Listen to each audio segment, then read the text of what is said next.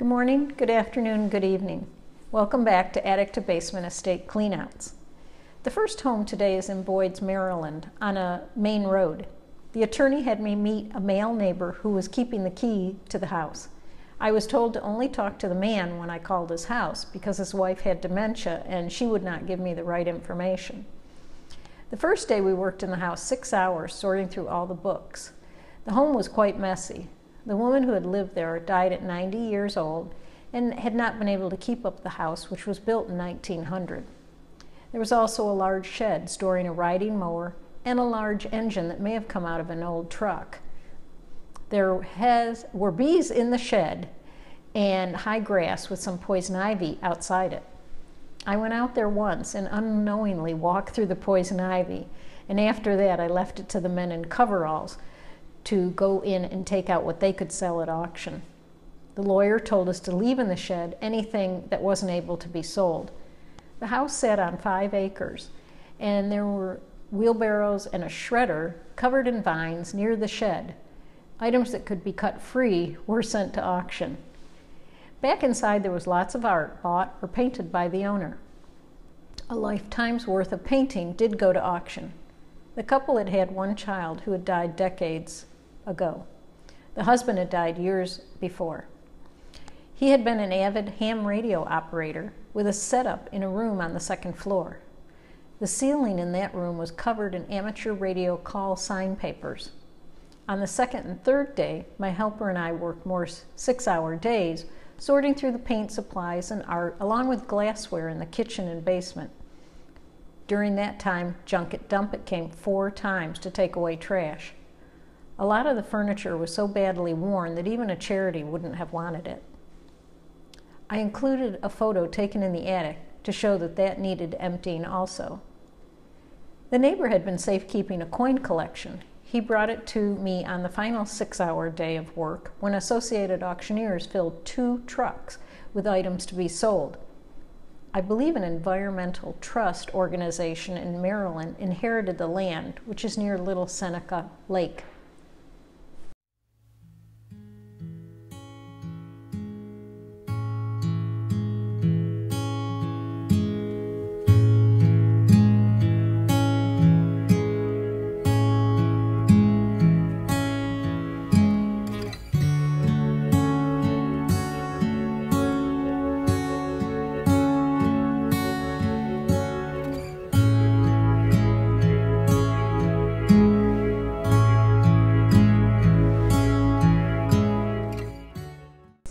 I thought I'd better move the lighted deer that was over my left shoulder in the first segment. Christmas decorations are set up now.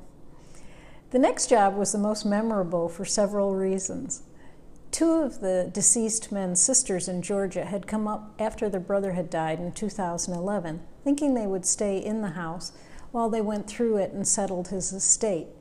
The attorney who had written up the will and last testament had given them my name, and the sister who called me broke down crying during our initial phone conversation. She was in shock. When they opened the door of their brother's townhouse, they couldn't get up the stairs or into the living room, and it was full of stuff.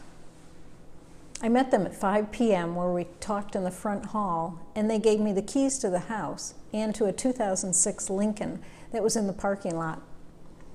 They stayed at a hotel that night and returned to Georgia, as there was nothing the 2 women in their 70s could do at this point. They had a small rental car and had never lived in Maryland, so they didn't know where to send the items in the house, whether it could be sold at auction or given to a charity. While sorting through the mail and his personal papers, I found a paid bank deposit box receipt for a bank in Silver Spring. I found that unless we found the key to the box, it would cost $200 to drill out the lock. The bank required a death certificate with a raised seal, and also the official paperwork showing that whomever came in to get the contents out of the box had to say they were the executor of the will. I turned that information over to the attorney to tell the sisters. This house had a large model train collection, which was mostly stacked up in piles in the original boxes. The man had been in the military his entire career, so many had logos on the sides of various branches of service on the train cars. He also had a large collection of military challenge coins. I had never seen so many in one home before.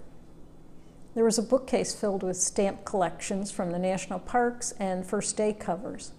And there were books of pennies and books of uncirculated quarters and a presidential coin collection as well. In the living room and dining room were sets of china, mostly Pfalzgraff. He was a serious collector. There was no basement or attic, so everything was shoved into closets and under furniture.